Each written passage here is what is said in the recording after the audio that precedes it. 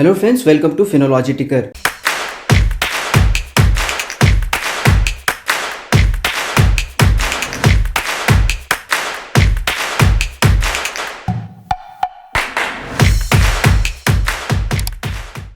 आज हम लोग बात करने वाले हैं कि अपस्टॉक्स में trading and demat account open कैसे करते हैं।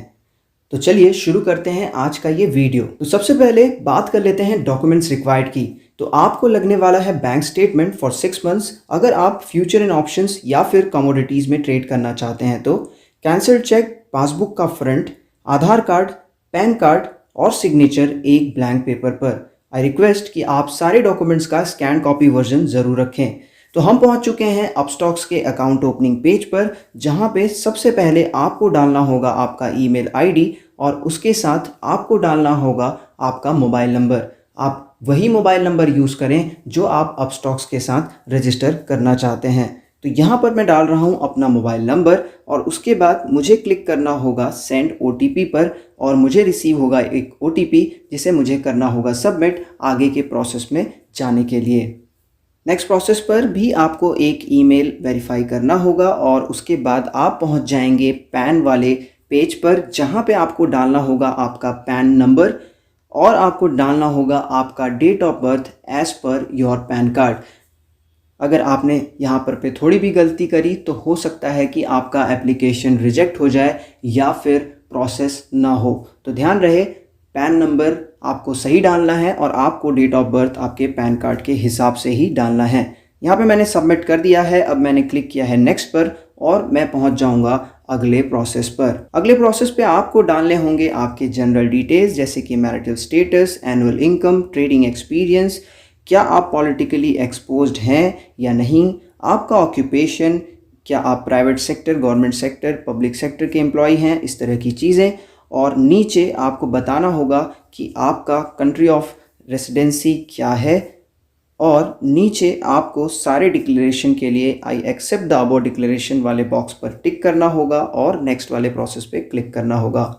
यहाँ पर आपको 3 तरह के सेगमेंट्स दिखाई देते हैं। आप किस में अपना अकाउंट ओपन करना चाहते हैं। मैं सिर्फ इक्विटी में ट्रेड करता हूँ, इसलिए मैं टिक करूँगा इक्विटी के सेगमेंट पर और बाकी के बॉक्सेस अनटिक हैं। 2 तरह के प्लान हैं, एक है प्रायोरिटी और एक है बेसिक, जहाँ पे आपको डिफरेंस आता है लेवरेज का और जहाँ पे लेवरेज ज़्यादा मिलता है वहाँ पर लगता है आपको थोड़ा ज़्यादा ब्रोकरेज।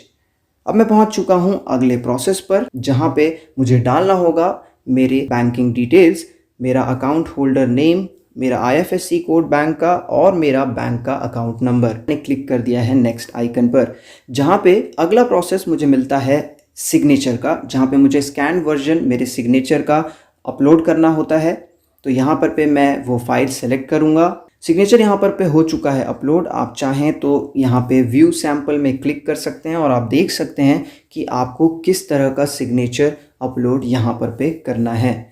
इस प्रोसेस को करने के बाद मैं फिर से नेक्स्ट वाले आइकन पर क्लिक करूंगा और आप पहुंच जाएंगे अगले प्रोसेस पर।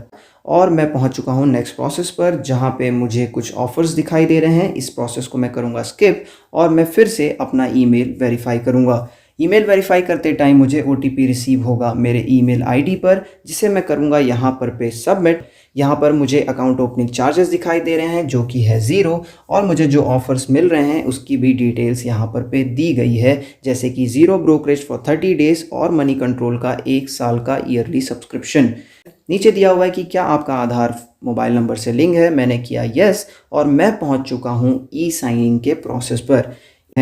तो मैं यहाँ पर पहुँच चुका हूँ ई साइनिंग के प्रोसेस पर, जिसके शुरुआत में मुझे रिसीव होगा OTP मेरे मोबाइल नंबर पर और उसे करूँगा मैं सबमिट और उसके बाद मुझे दिखाई देगा वो ई साइनिंग का फॉर्म, जो कि डिजिटली यहाँ पर सबमिट हो चुका है और मुझे इसे करना है कंप्लीट। तो यहाँ पे मैं क्लिक कर चुका हूँ I hereby authorize NSDL वाले बॉक्स को। सेकेंड ऑप्शन में आपको डालना होगा आपका आधार नंबर।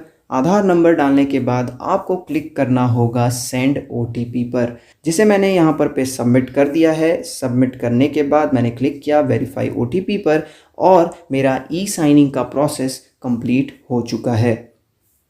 ई साइनिंग का प्रोसेस कंप्लीट होते ही आप कुछ इस तरीके का पेज अपस्टॉक्स में आते हुए देखेंगे, जहाँ पर आपको क्लियरली लिख के आएगा कि आपका एप्लीकेशन सबमिट हो चुका है और आपका जो एप्लीकेशन है वो अब अपस्टॉक्स की टीम वेरीफाई कर रही है। जैसे ही आपका ये एप्लीकेशन वेरीफाई हो जाएगा, आपका अकाउंट एक्टिवेट हो जाएगा। जब ये प्रोसेस आपका यहाँ तक आप पहुँचते हैं, आपको मैसेजेस रिसीव होते हैं आपके मोबाइल नंबर पर। आपको 2 मैसेजेस रिसीव होते हैं जिसके बारे में भी हम डिस्कस कर लेते हैं। तो पहला मैसेज जो है उस पर अगर आप क्लिक करते हैं तो आप यहाँ पर पे अपना मोबाइल नंबर या ईमेल डालकर OTP जो रिसीव होगा वो सबमिट करेंगे, तो आप अपने एप्लीकेशन की स्टेटस देख सकते हैं। और दूसरा जो मैसेज आपको रिसीव होगा उस पर आप जब क्लिक करते हैं तो आप को POA का फॉर्म डाउनलोड होने का ऑप्शन आएगा। POA के फॉर्म को हमें डाउनलोड करना है और हमें भेजना होगा इसे अपस्टॉक्स के एड्रेस पर। तो ये कुछ फॉर्म है जहां पे आपको सिग्नेचर करके इसे फिजिकली अपस्टॉक्स के एड्रेस पर भेजना होगा। तो ये था कंप्लीट डिटेल अपस्टॉक्स के अकाउंट ओपनिंग प्रोसेस पर। Please do like, share and subscribe our YouTube channel Finology Ticker. Thank you so much and have a profitable day.